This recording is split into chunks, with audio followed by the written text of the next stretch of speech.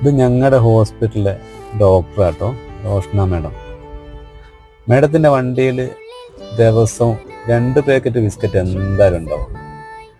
ഞങ്ങളുടെ ഹോസ്പിറ്റലിൽ ഇതേപോലെ കുറേ നായ്ക്കളുണ്ട് ഇങ്ങനെ അവിടെ നിൽക്കുന്നത്. അപ്പം മാഡം എന്തായാലും വരുമ്പോൾ 2 ബിസ്ക്കറ്റ് കൊണ്ടുവന്നിട്ട് അത് കൊടുത്തിട്ടേ പോകലുള്ളൂ. ഇത് കണ്ടില്ല നിങ്ങൾ, ഈ ഏതോ നല്ല വീട്ടിലെ ഒരു ഡോഗാണെന്ന് തോന്നുന്നു.